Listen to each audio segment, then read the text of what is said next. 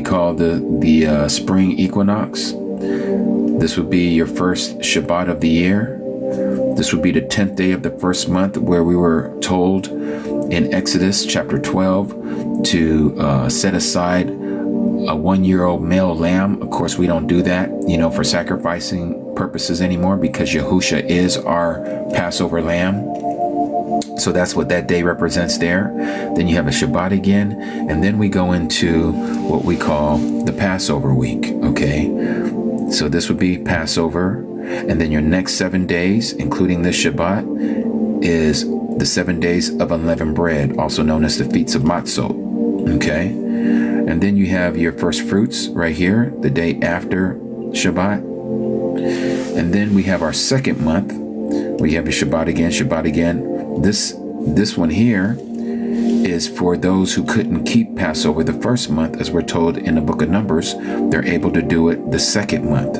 That would be for those who were unclean, or those who didn't know about it and they missed the first one, or those who were, as they were back in those days, they were off to war and they come back and now they're able to keep the Passover week. Okay, so again, the 10th day of the second month. This was the 10th day of the first month, but the 10th day of the second month, you would put aside that male lamb without any spot or blemish, and then you would keep it until the 14th day, which would be Passover, and then you unalive it. Again, we don't do that anymore because Yahusha is the Passover lamb. Okay, we just now observe it. We observe this day, we observe this day. Same thing with the next 7 days of unleavened bread. Okay, we observe those days, and we actually participate by eating of the matzah cracker, okay, the unleavened crackers. And so then we come down here to the third month. This is what we know as the Feast of Shavuot, also known as the Feast of Weeks, or as many of us, when we were Christians, we called it Pentecost. Okay, this is the 15th day of the third month. Okay, it will always be the 15th day of the third month. All right. And we're not talking about March, okay? These calendar months are totally different than what you have been accustomed to. So don't get it twisted when you start trying to make sense and say, oh, well, he said the third month, so that must be March. No, it's not. It doesn't go that way. In fact, March is in here. And this straddles from March to April. And this would straddle from April to May, and so on and so forth.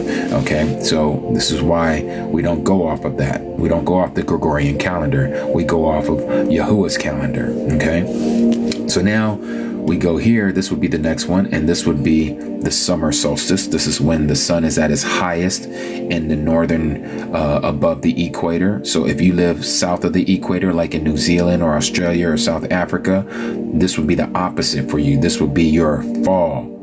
This would be your winter solstice, whereas it'd be summer solstice here, it'd be winter solstice there, and it would be vice versa. Okay, so when we have our spring equinox here, they're having their fall equinox, which would be this one. It'd be vice versa, but they still work the same. No matter where you live on the earth, these 4 days are still going to be the same.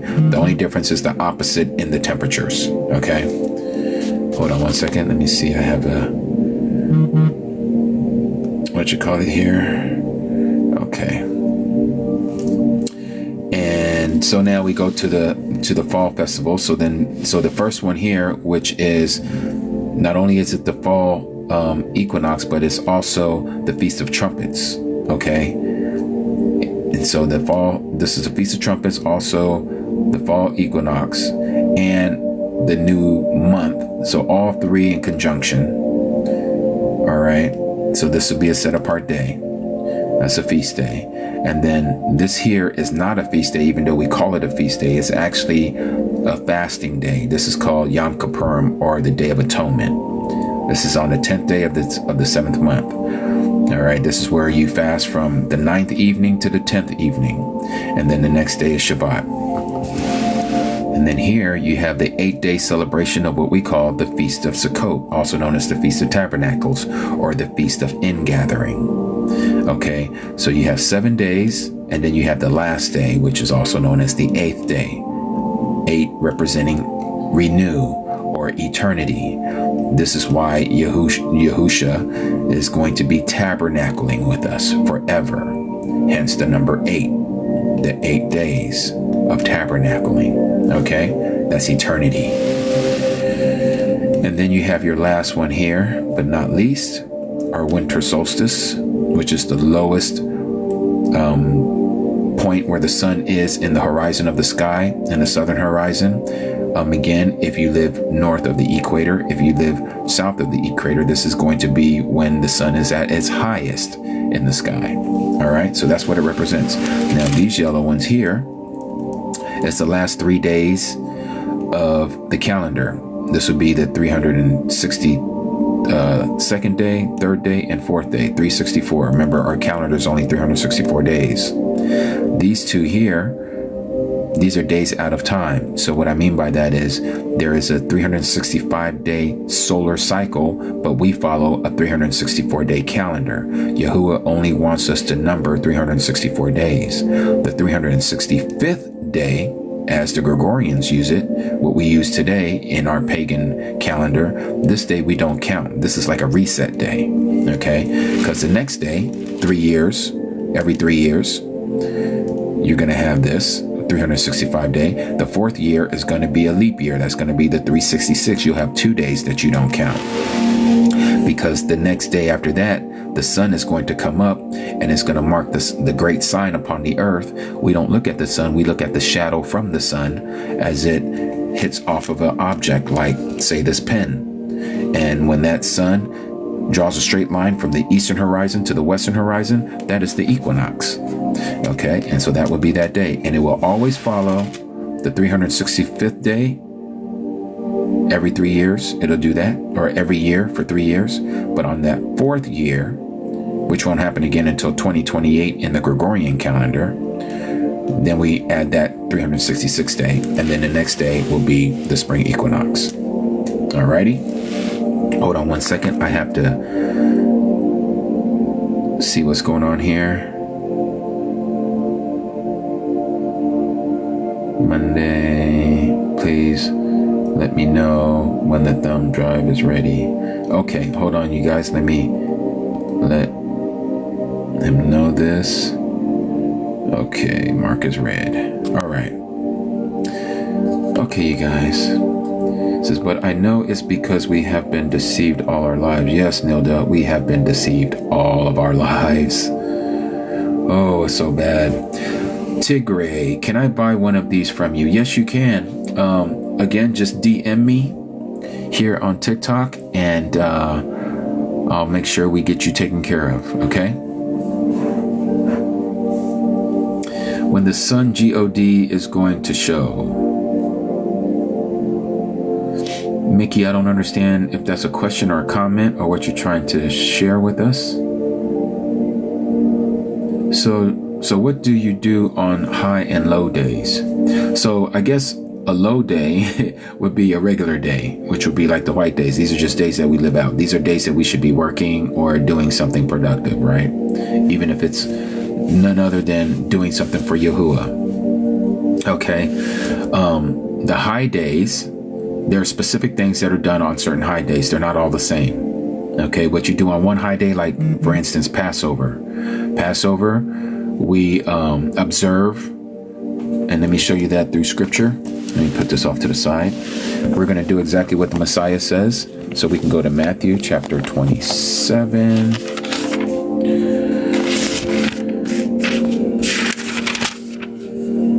Or is it 26? Excuse me, 26. I always get that confused.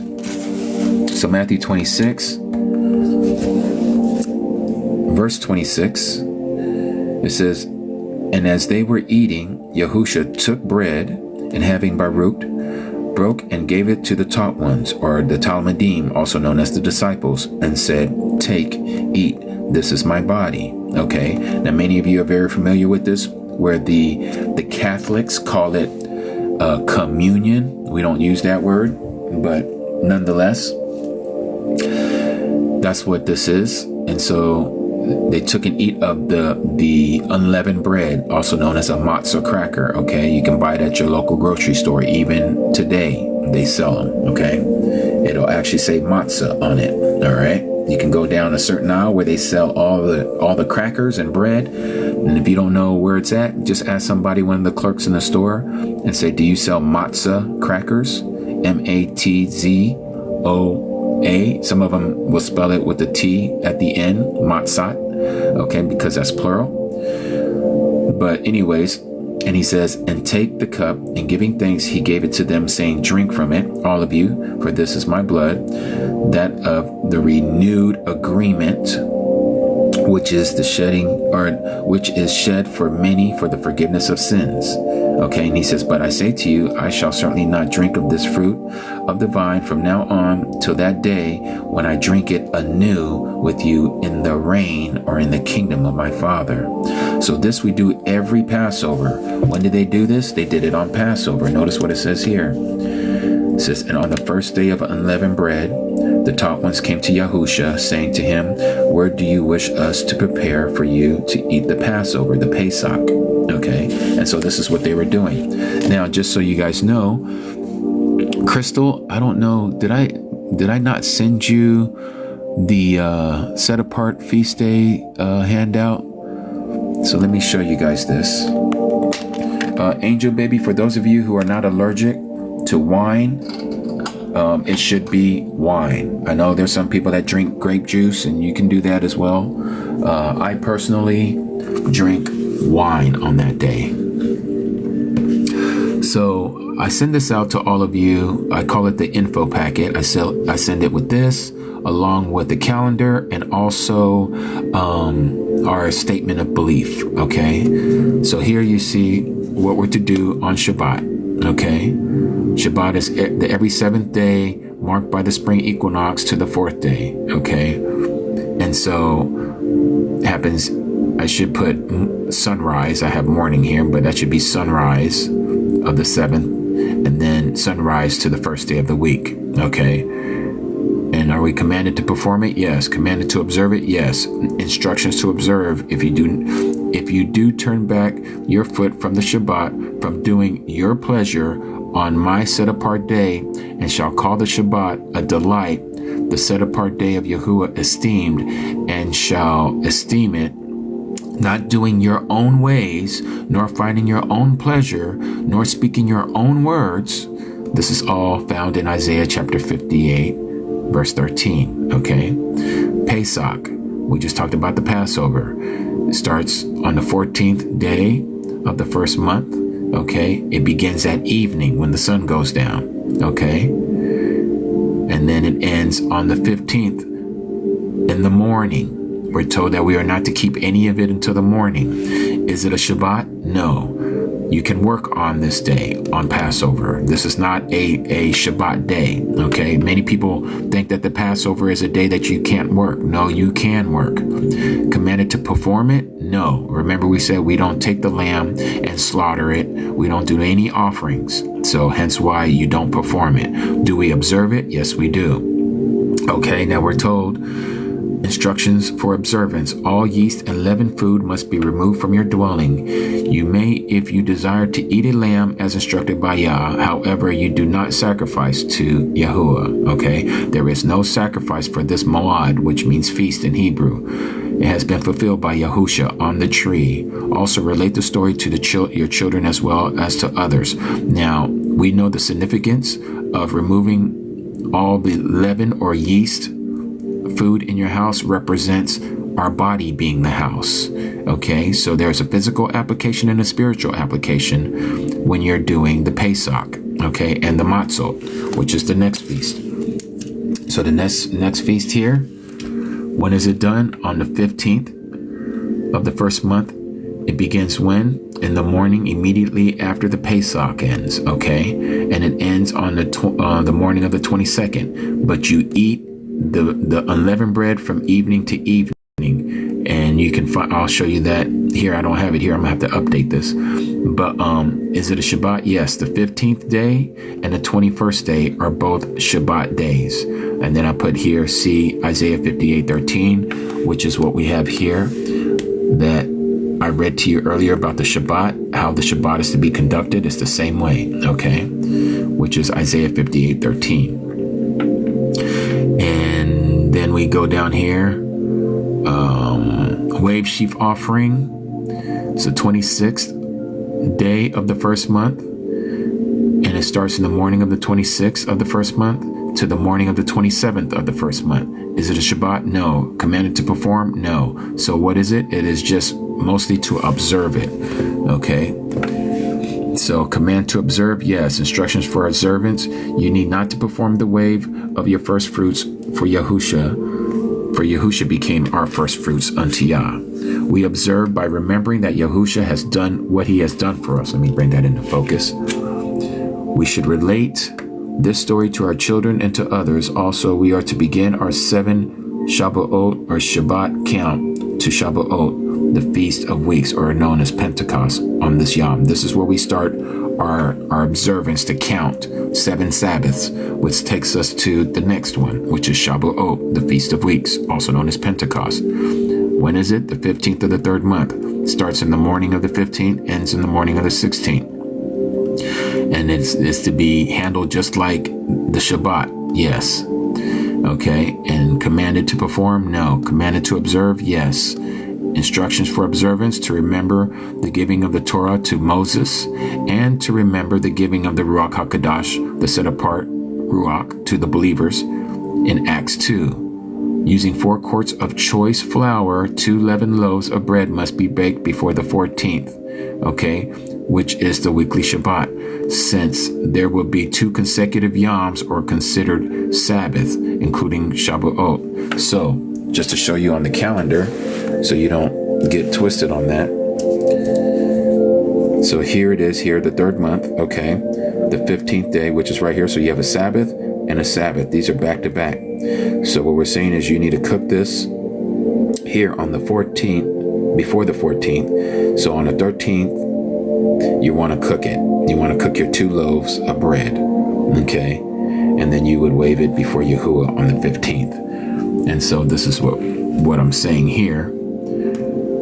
So using 4 quarts of choice flour, 2 leavened loaves of bread must be baked before the 14th. So don't do it on the 14th. You want to do it before the 14th. So the 13th, which is the weekly Shabbat. The 14th is a weekly Shabbat. Since there will be 2 consecutive Yoms, or 2 consecutive days considered a Shabbat, including Shavuot, one should read the Torah during assembly from morning till noon, or read to yourself from the Torah the same, if not in an assembly. Okay. So then the next one is Yom Teruah. All right, this is the first day of the 7th month. That's this one over here. Right. Oh yeah, this one right here. Okay.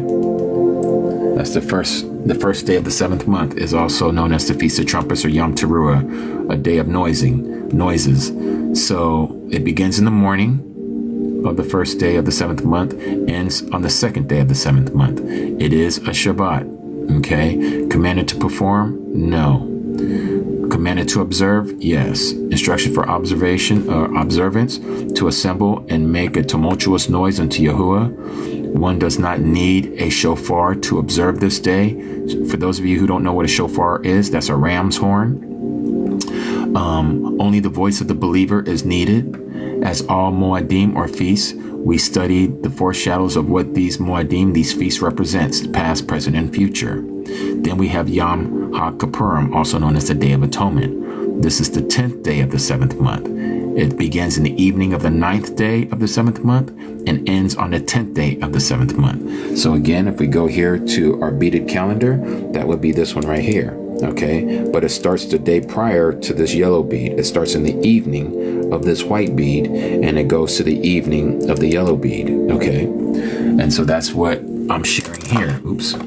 So that's what I'm sharing here about how it says in scripture. And you can find all of these listed in Leviticus chapter 23, mind you. Okay, that's where you find all the 7 feast days. It's Leviticus chapter 23. Okay.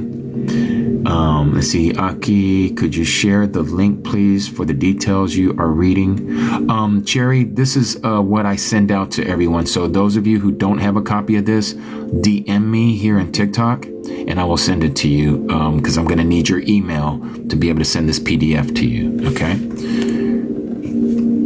And so, let's see, what was I saying here? Okay, yes. So, is it a Shabbat? Yes. Begins at evening instead of morning and continues until the morning of the 11th. No work on the 10th on the 10th day, beginning of the morning. Okay, so again, just so you know, because a day starts in the morning or at sunrise. So here, remember again, we start this fast on the 9th in the evening, and it's to be carried to the 10th day in the evening. The day portion of the 10th day, you are not to work. You can work on the 9th day because you're going to work until evening. Once evening comes, you are now on your fast where you don't eat from the evening of the 9th to the evening of the 10th. After the sun goes down on the 10th, you can eat. And so all of that is explained here. We are to afflict our beings and not eat or drink from evening till the next evening. You may break your fast. Some say there is no command to fast. One must discern for themselves. On this day, one is to confess all the sins they can remember committing for the past year since the last observance of this yom, or of this day. Customarily, most read and pray and rest on this day. Okay. So the reason why I say that you need to discern for yourself whether you're going to fast or not, there is more than enough evidence that this day, called Yom HaKippurim, to afflict your soul or to afflict your being, we are not to eat or drink for a full day, a full 24-hour period, hence evening to evening. All right. And so the very last one is called the Feast of Sukkot, or the Feast of Tabernacles, also known as the Feast of Tents or the Feast of Booth, or even the Feast of Ingathering. It starts on the 15th day of the 7th month. It starts the sunrise of the 15th and ends on the sunrise of the 23rd. Is it a Shabbat? Yes. The 15th day and the 22nd day, those 2 days are Shabbats. Okay? And command to perform? No. Command to observe? Yes. Instructions on observance? And here it is on the 15th. We are to have an assembly for a time of feasting and joy unto Yahuwah. The Torah should be read from sunrise till noon. If you are in an assembly, one can read it to themselves if not assembling. The 22nd Yom is a time for reflection on the past, what it represents for the future. Also, one should dwell in tents for the duration of this feast for 7 Yom, or 7 days, as instructed by Yah. So this day, we actually, like I do, I go in my backyard and I pitch my tent, and my wife and I, we dwell in the tent for 7 days. Okay, and it is a memorial of what Yahuwah has done with the children of Yasharah when they were out there sojourning in the wilderness for 40 years, living and dwelling in tents.